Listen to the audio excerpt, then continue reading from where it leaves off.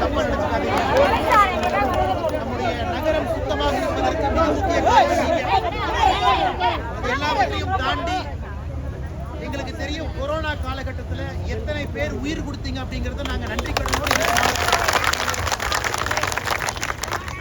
இந்த கோவை மாநகராட்சி அனைத்து தொழிற்சங்கங்களுக்கும் இங்க நம்முடைய தினக்கூலி துப்புரவு பணியாளர் சகோதரிகள் சகோதரர் இருக்கிறீங்க, டெங்கு ஒழிப்பு டிபிசி பணியாளர் இருக்கிறீங்க, குடிநீர் விநியோக பணியாளர், எல்லா கூட்டமைப்புகளும் ஒன்றாக இணைந்து வந்திருக்கிறாங்க.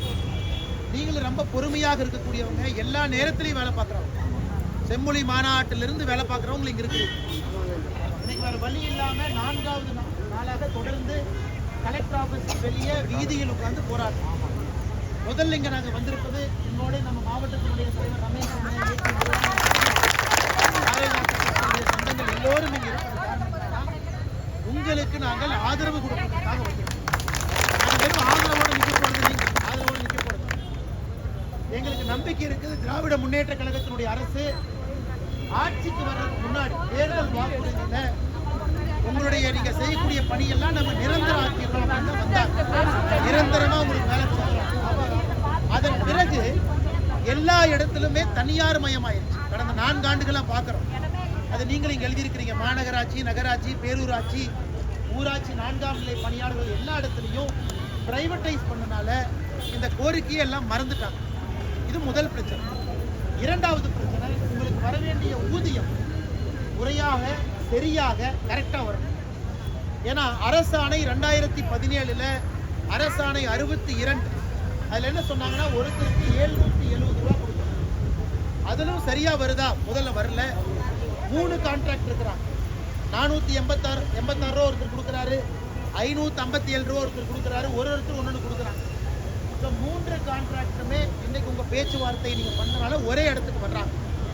அதனால எங்களுக்கு நம்பிக்கை இருக்கிறது, நீங்க நிரந்தர பணியாளர்களாக மாற வேண்டும் என்பது எங்களுடைய போராடுவோம். ஆனா குறைந்தபட்சம் இன்னைக்கு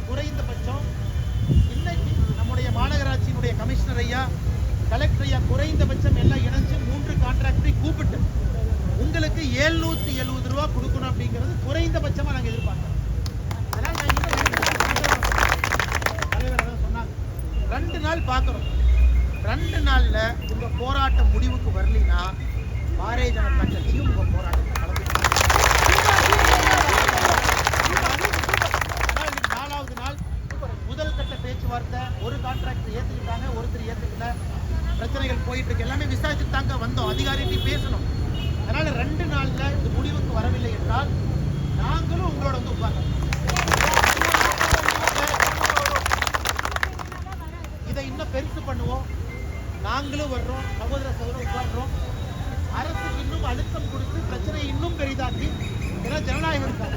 முதல்ல கோரிக்கையை சொல்லணும், கோரிக்கையில ரோட்டுக்கு வரணும். ரோட்டுக்கு வந்த பிறகு கூட காவல்துறை தொந்தரவு கொடுக்காம அறவழியில் இருக்கணும். ஒரு ஸ்டெப்பா போயிட்டு இருக்கிறீங்க.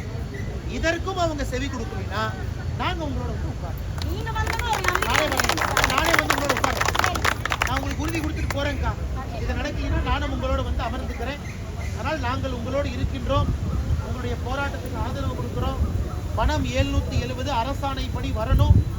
மாநில அளவில் உங்க சங்கம், கூட்டமைப்பு தலைவர் எல்லாம் இருக்கிறாங்க. அவர்களோடு இணைந்து போராடுறோம். எலெக்ஷன் வரப்போது மறுபடியும் தேர்தல் வாக்குறுதி கொடுப்பாங்க, மறுபடியும் பெர்மனன்ட்பாங்க.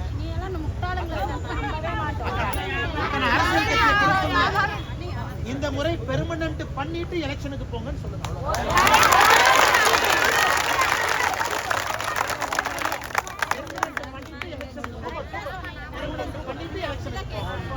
எலெக்ஷனுக்கு முன்னாடி நாள் பண்றீங்களோ, எலெக்ஷனுக்கு 1 வாரத்துக்கு முன்னாடி பண்றீங்களோ, எலெக்ஷனுக்கு 1 மாசம் முன்னாடி பண்றீங்களோ, பெர்மனன்ட் பண்ணி எலெக்ஷனுக்கு போங்க.